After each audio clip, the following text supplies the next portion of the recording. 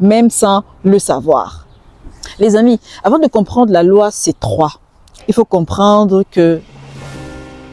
le problème qu'elle règle. Avant décembre 2025, ça c'était avant, les règles étaient simples mais vraiment cruelles.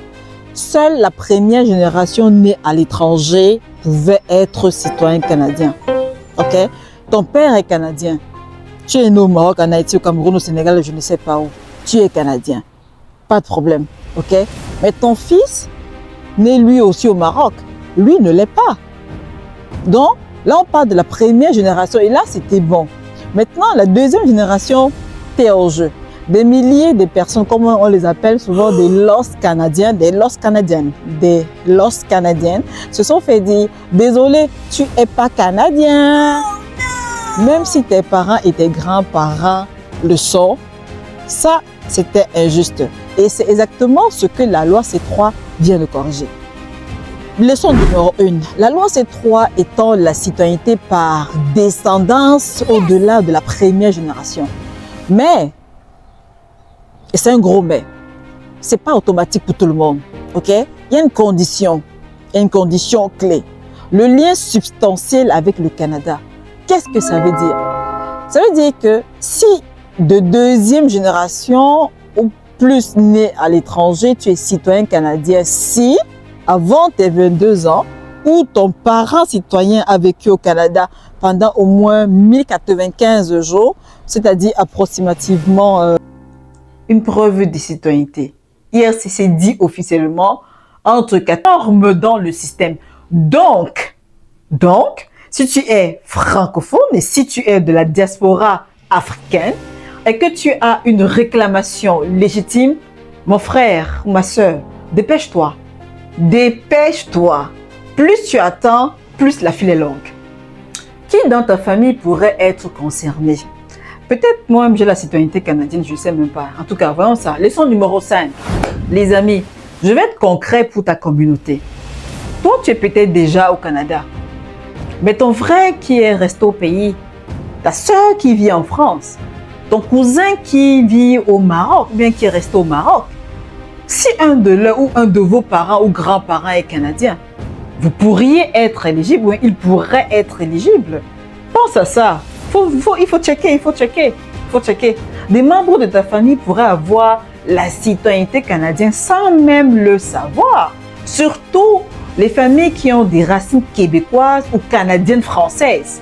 Là, c'est une autre histoire qu'on va parler. Canadiennes, françaises, québécois, où est-ce qu'on en est? Le Québec, c'est des racines profondes. Yes! Donc, des familles qui remontent aux années 60, 70, ok? Quand le Canada recrutait massivement en Afrique francophone. Donc, ton père est venu étudier à Montréal, ou ta mère est venue étudier à Montréal dans les années 80, dans les années 60, dans les années 70, dans les années 70. Il peut avoir la citoyenneté. Et toi, par extension, tu pourrais l'avoir aussi. Il faut vérifier, il faut checker. On ne sait jamais, il faut checker. Les 3 catégories des personnes éligibles. Leçon numéro 6. On va faire un résumé rapide. 3 catégories de personnes qui sont touchées. Catégorie numéro 1. Les Canadiens de première génération nés à l'étranger. Eux étaient déjà citoyens. Ça, c'est d'office là. La loi ne change rien pour eux. Ça, c'est clair. Catégorie numéro 2. Les Canadiens de deuxième génération et plus nés à l'étranger.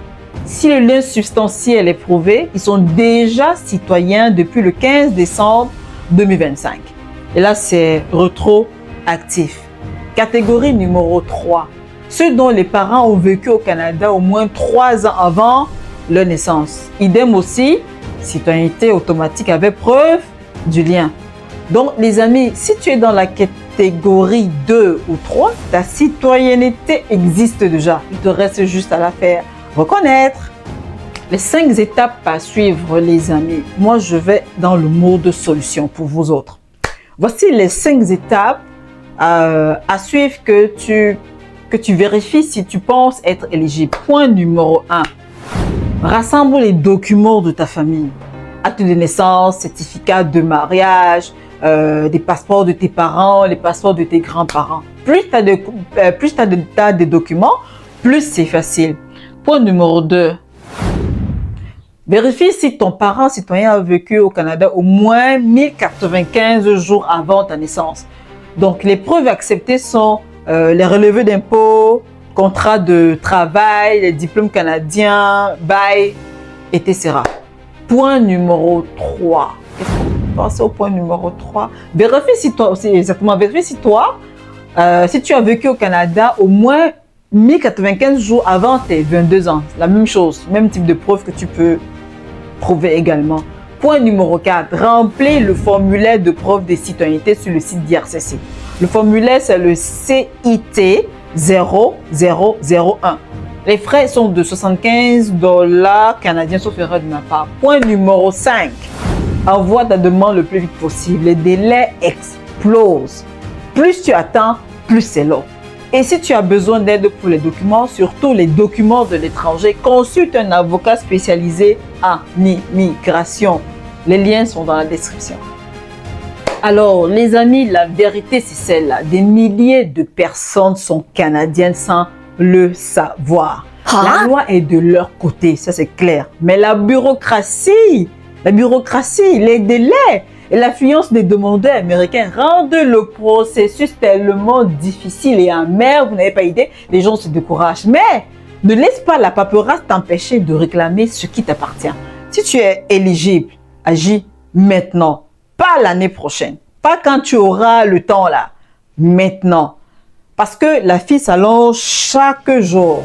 Donc, si tu veux savoir si tu es éligible, si tu as besoin d'aide pour rassembler tes documents ou comprendre les critères, remplis le formulaire d'accompagnement gratuit sur mon site web.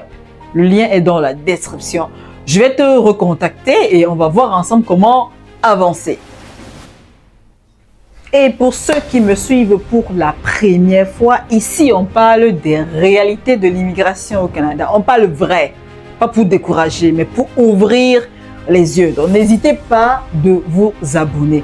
Je lance aussi des lives parfois 3-4 fois par semaine sur YouTube et TikTok avec @rinamortiche où on débat ensemble sur ces sujets. Donc, vous ne pouvez pas sortir de ces lives sans avoir appris au moins une chose. Likez, partagez la vidéo, appuyez sur le bouton booster en bas et partagez cette vidéo dans vos groupes et dans vos forums. Parce qu'il y a des gens dans ta famille ou ton entourage ou tes amis qui ont besoin de l'entendre. Les amis, entre-temps, on se retrouve très vite.